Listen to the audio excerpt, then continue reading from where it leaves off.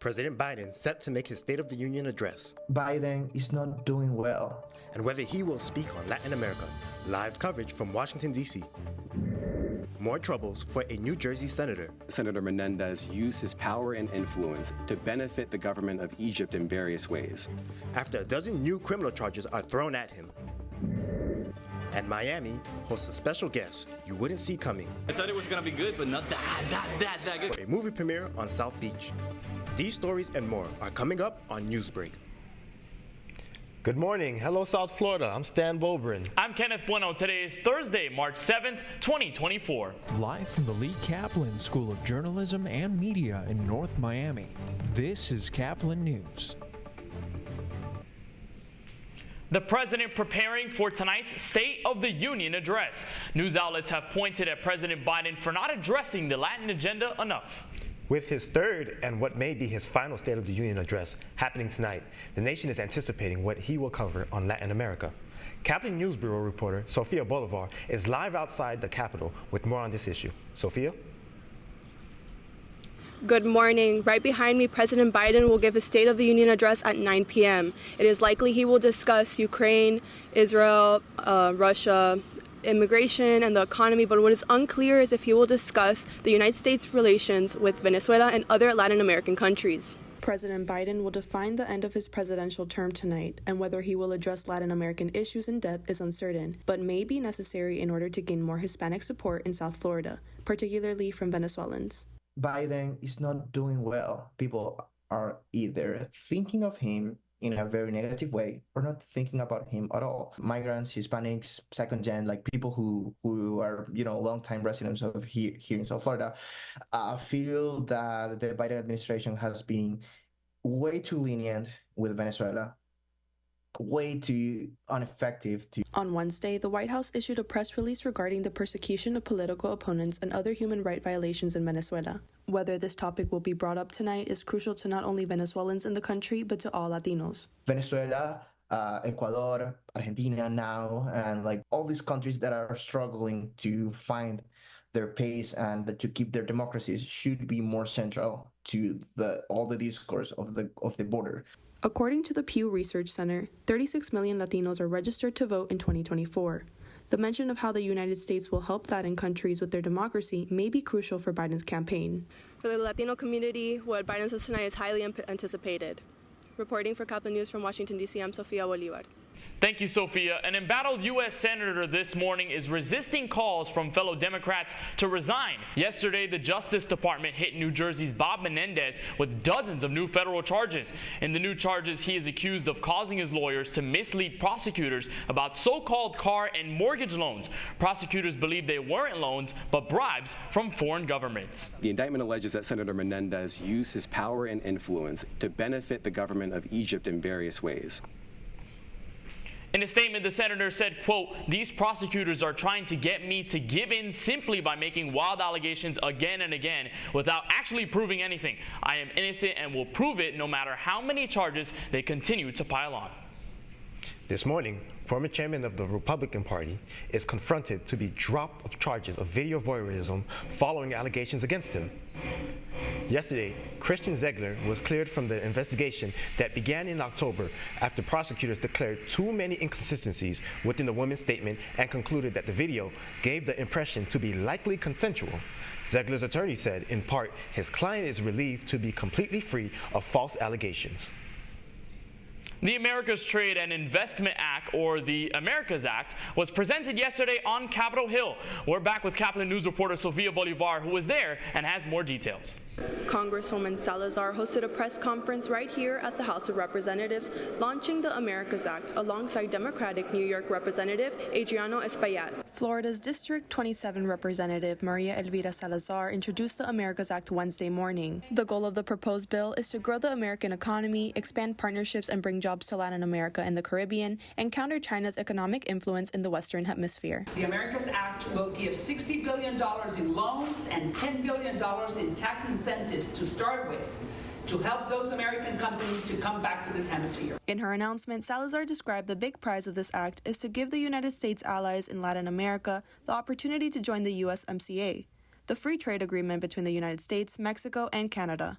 The bill also allows to preserve autonomy for All Americas Act, as no partner nation will be required to join the USMCA to receive the bill's numerous loans, grants, and tax incentive benefits. The bipartisan bill has potential to benefit FIU's Center for International Business, Education, and Research. We work with our faculty to work on cutting-edge research in these fields, such as Chinese investment in Latin America, so that we can better understand this. The act poses to unite democracies of the hemisphere through trade and a shared commitment to free enterprise, and that's the purpose of what we do as well. And so I'm very excited about this. I think it could be very beneficial. Salazar mentioned during the conference that the Americas Act will not be using taxpayers' funding. Reporting for Kaplan News from Washington, D.C., I'm Sofia Bolivar. President Joe Biden has announced that he wants the late fees for credit cards to be capped at $8. As CNN's Jen Sullivan reports, this new plan mainly applies to more than 1 million accounts within card distributions. Most Americans use credit cards for purchases, but if you don't pay your credit card bill on time, those late fees can add up, leaving you with a much heftier bill, which is why President Joe Biden wants to change that. We have to crack down on corporate gouging. Speaking on a Dallas radio show Tuesday, the president explained why federal regulators are capping credit card late fees at $8 per late payment. The average right now is about $32. Right now, you're going to win, and if you bounce a check or you pay a late fee for your on your credit card, you're paying $35, $40, $50. I changed it to paying $3, $5 because corporations just ripping us off. The Consumer Financial Protection Bureau estimates the new regulation will save individuals roughly $220 a year. So just how bad is credit card debt in the U.S.? Between October and December of 2023, credit card debt hit a high of $1.13 trillion, according to the Federal Reserve Bank of New York. LendingTree looked at more than 350,000 credit reports and found the average unpaid balance was $6,864 at the end of last year. Biden says the new rule will help struggling families with the high cost of living, but some critics disagree. The U.S. Chamber of Commerce slammed the new rule and vowed to fight it, saying, quote, the agency's final credit card late fee rule punishes Americans who pay their credit card bill on time by forcing them to pay for those who don't. For Consumer Watch, I'm Jen Sullivan. Inter Miami's quest for the Champions Cup begins today. That's still ahead and so much more. This story. To surprise her and kind of like give her that moment to, I don't know, get out the house and see her celebrity crush. A select group in South Florida got to see a new comedy early. The rest of us can see it today. Newsbreak will be right back in just 2 minutes.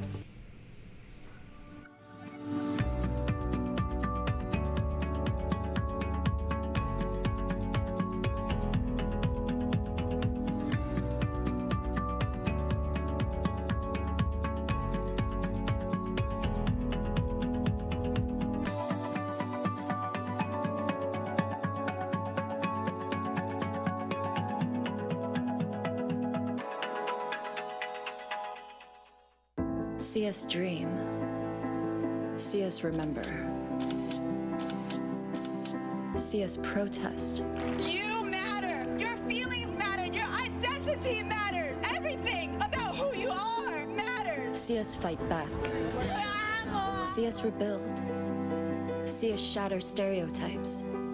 See us inspire. See us united. See us now. There are 16 million children struggling with hunger in America. That's 1 in 5 daughters, sons, neighbors, and classmates who don't know where their next meal is coming from. Yet billions of pounds of good food go to waste every year. It's time we do something about it. Feeding America is a nationwide network of food banks that helps provide meals to millions of kids and families in need. Visit feedingamerica.org to help them feed even more. Together, we can solve hunger. Together, we're feeding America.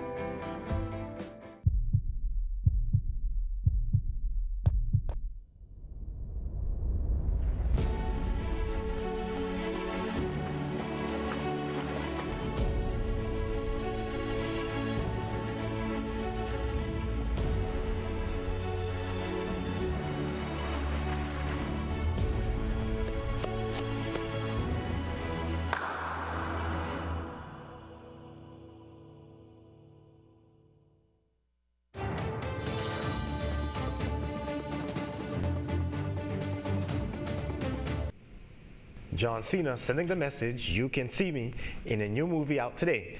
The new Amazon Prime, Ricky Stinky, which also stars Zac Efron, hit Amazon Prime Video earlier this morning. Caplin's Aisha Ambrister attended a celebrity premiere at the Regal in South Beach. Hey, much Comedy fans flood the line and concession stand at Regal South Beach.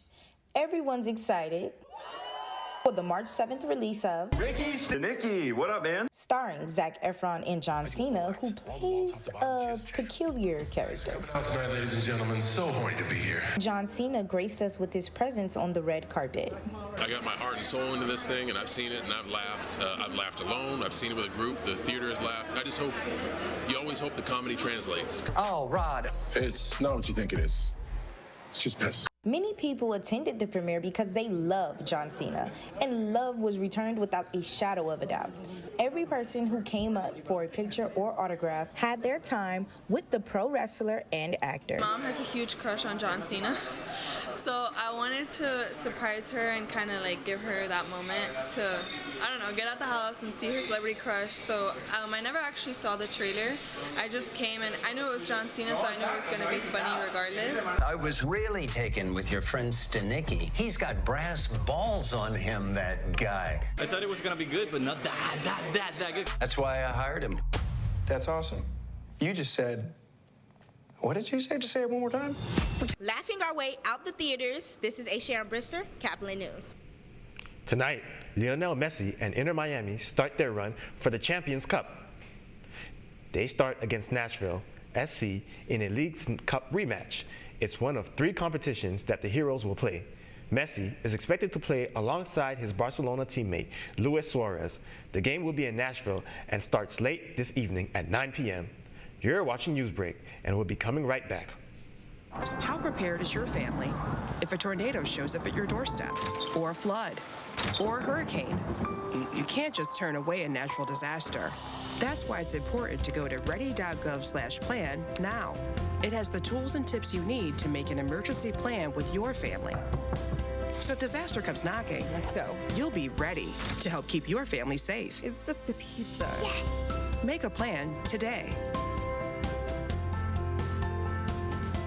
FIU wasn't really my first choice, but, you know, I grew up wanting to be a Hurricane, but that didn't work out, so I'm here now, I guess.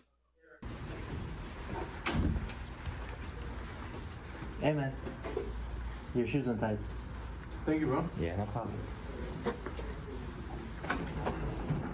Should have done that against Georgia Tech.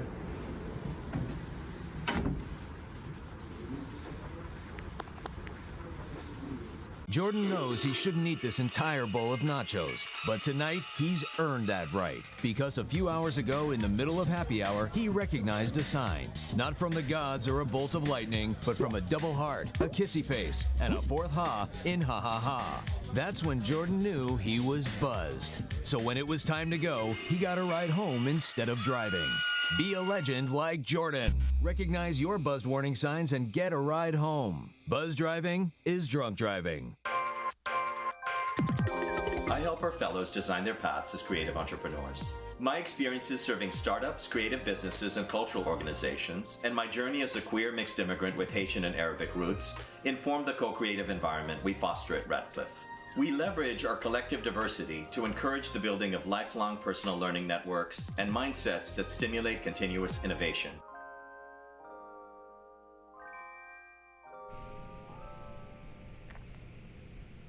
Well, that's all the time we have for Newsbreak. I'm Kenneth Bueno. And I'm Stan Bobrin. Get more news anytime at caplinnews.fiu.edu.